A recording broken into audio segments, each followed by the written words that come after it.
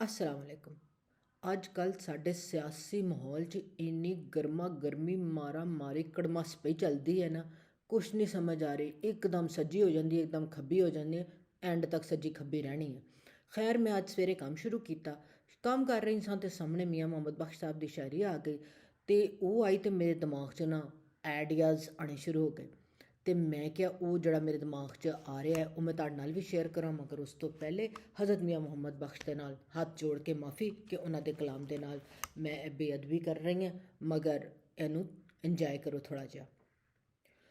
ਲੋਏ ਲੋਏ ਭਰ ਲੈ ਲੋਟਿਆ, ਜੇ ਤੂੰ ਲੋਟਾ ਭਰਨਾ, ਅਦਮਤ ਮਾਦ ਹੈ ਸਿਰ ਤੇ ਆਈ, ਬਾਅਦ 'ਚ ਕਿਸੇ ਨਹੀਂ ਪੁੱਛਣਾ।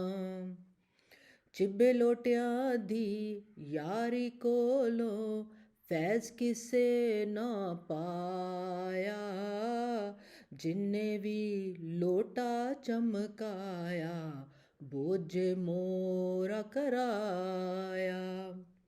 ਲੋਟੇ ਆਪਣੇ ਪਿਓ ਦੇ ਵੀ ਨਹੀਂ, ਲੋਟੇ ਤੇ ਨੇ ਲੋਟੇ, ਖਾਨਾ ਦੀ ਕੀ ਕਦਰ ਹੈ ਰੱਬਾ, ਜਿੱਥੇ ਲੋਟਾ ਬੋਲੇ।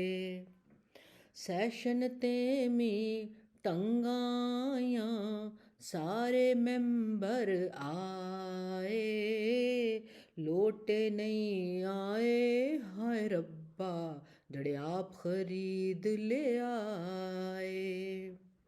ਲੋਟੇ ਸਿਰ ਤੇ ਹਕੂਮਤ ਕੋ ਕਰਨਾ, ਇਹ ਕਿਹੜੀ ਵਡਿਆਈ, ਜੇ ਹੋਵਣ ਤਰੱਪੜ ਤੇਰੇ ਪੱਲੇ, ਆਪ ਦਾ ਸਪੜੀ ਕਮਾਈ।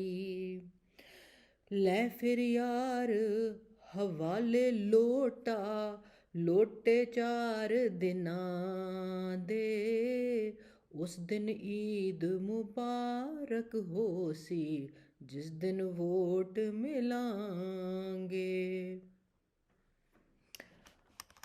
ਉਮੀਦ ਹੈ ਤੁਹਾਨੂੰ ਵੀ ਮਜ਼ਾ ਆਇਆ ਹੋਵੇਗਾ ਅੱਜ ਦੇ ਮਿਊਜ਼ੀਕਲ ਵੀਲੌਗ ਦਾ।